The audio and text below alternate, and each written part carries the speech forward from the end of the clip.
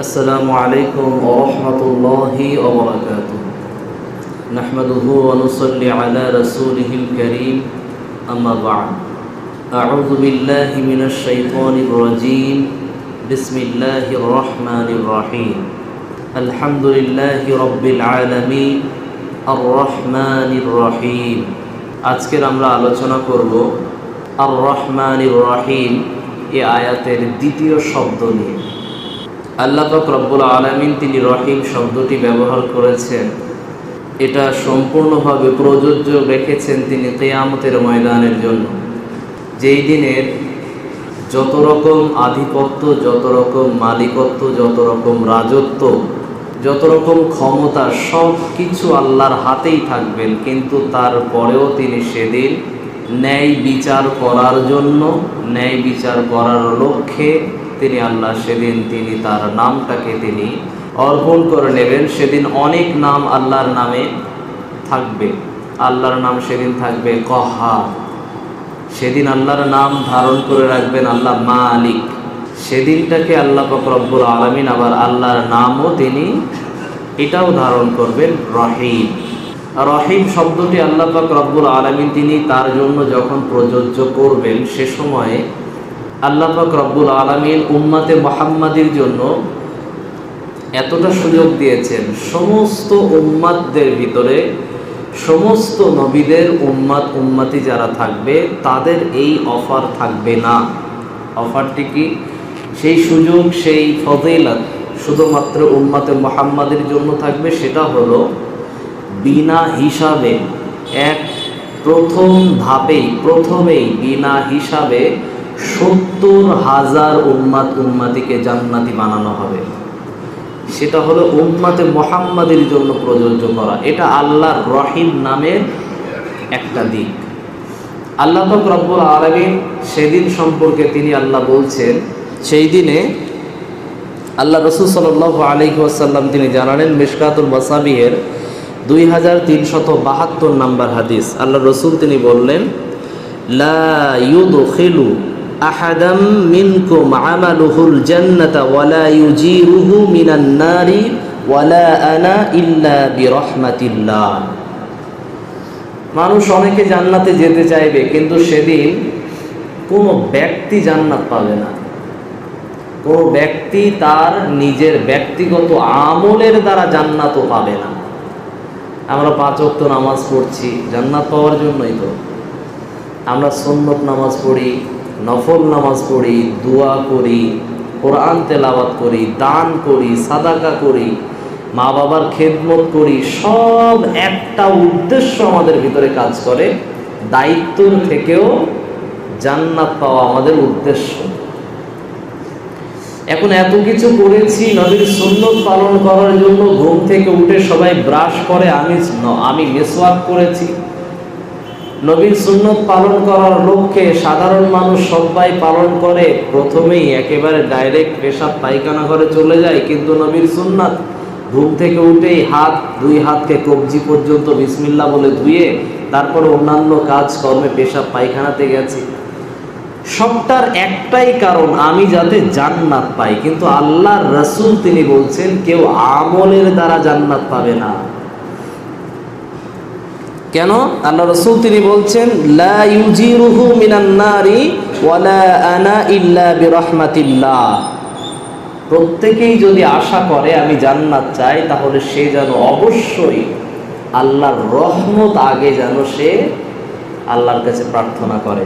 তার মানে আমরা নামাজ পড়ে আল্লাহর কাছে কি প্রার্থনা করব? জান্নাত তো চাইবই, তার আগে আল্লাহ আমার উপরে দয়া করে আমার উপরে জান্নাত, আমার উপরে তুমি সুযোগ করে দাও, আমার জন্য দয়া করে তোমার জান্নাতকে তুমি নসিব করে দাও। এটা আপনি আল্লাহর কাছে সাহায্য চাইবেন।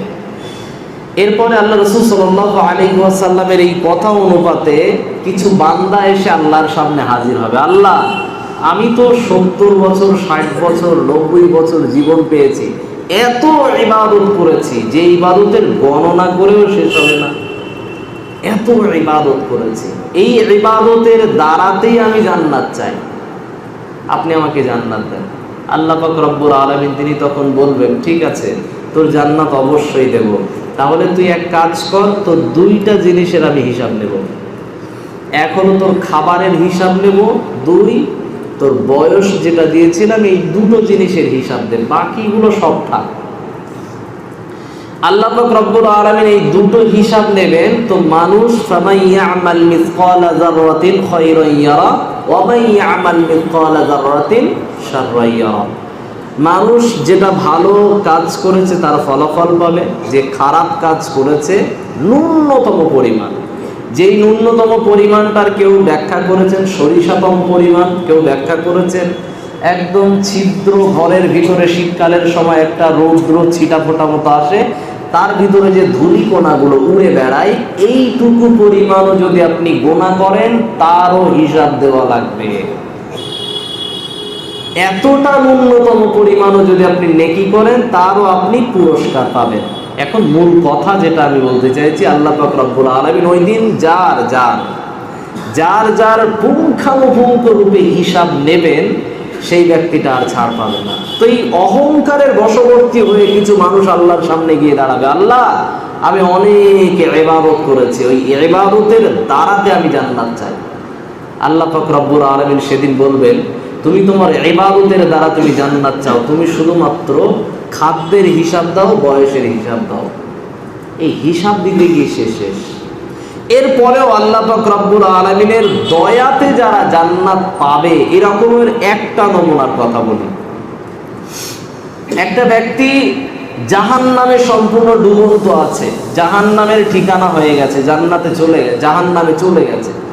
এখন জাহান্নামে ওই ব্যক্তিটা আল্লাহর কাছে দোয়া করবে, আল্লাহর কাছে প্রার্থনা করবে, রব্বুল আলামিন তুমি এমন মালিক, তোমার রহমত ছাড়া কেউ তো জান্নাত চায় না। আমার একটা দাবি, আমি জান্নাত চাই না, তবে আমার একটা দাবি, আল্লাহ এই জাহান্নাম থেকে তুলে আমাকে জাহান্নামের উপরে স্থলে আমাকে রেখে দেন, যাতে আমি জাহান্নামের আগুনে আর না পুড়ি। এই পোড়া থেকে আমাকে রেহাই দেন, এই জ্বালানি থেকে আমাকে রেহাই দেন। আল্লাহ পাক রব্বুল আলামিন ওই ব্যক্তিটার জন্য তিনি স্পেশালিটি এই জন্য দিয়েছেন, ওই ব্যক্তিটার ভিতরে ঈমান ছিল। কি ছিল? ঈমান ছিল। এই ঈমান থাকার কারণে আল্লাহ পাক রব্বুল আলামিন তাকে তিনি জাহান্নাম থেকে তুলবেন, এবং ওই সময় তার কাছ থেকে তিনি প্রতিজ্ঞা নিয়ে নেবেন, যে প্রতিজ্ঞা কর, এরপরে আর কিচ্ছু চাইবি না তো। ওই বান্দা তখন বলবে, আল্লাহ আমার আর কোনো দাবি নেই, একটাই দাবি, শেষ দাবি আমার একটাই, সেটা হলো জাহান্নাম থেকে মুক্তি দেন।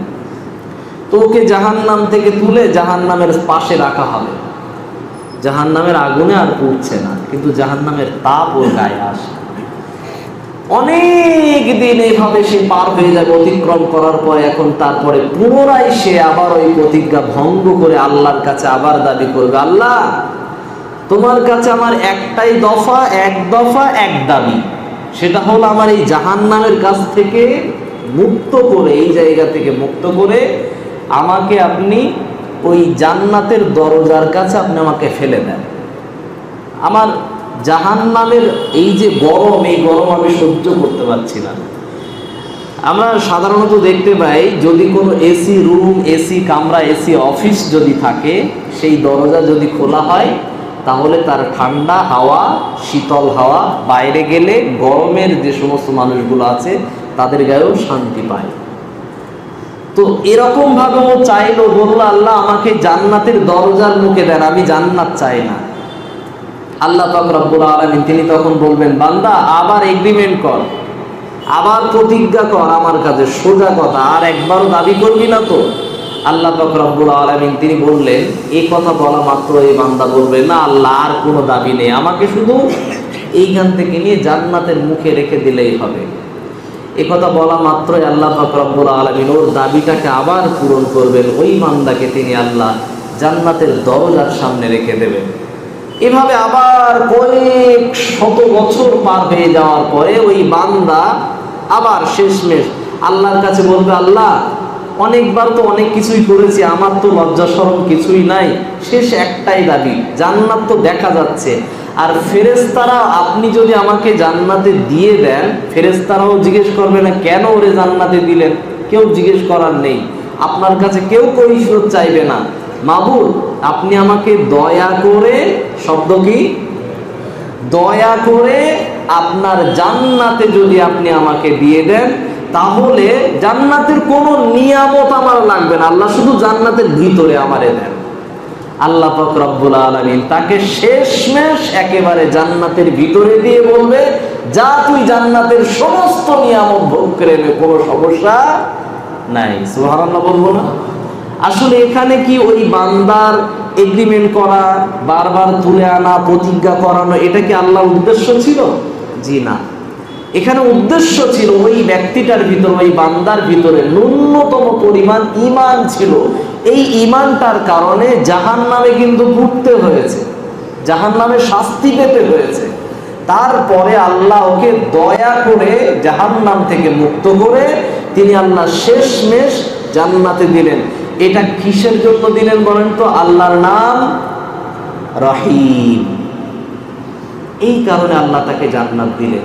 আমি আপনাকে বলতে চাইছি, আমি আপনি এটা কি মনে করি কোনো সময় যে জাহান্নামে পড়লেও আমি যা নামাজ কালাম পড়ি, আমি যতটুকু ইবাদত করি, এটার কারণে একদিন না একদিন তো জান্নাত পাবই, এই কথা কোশ্চেন কালেও মনে করেন না।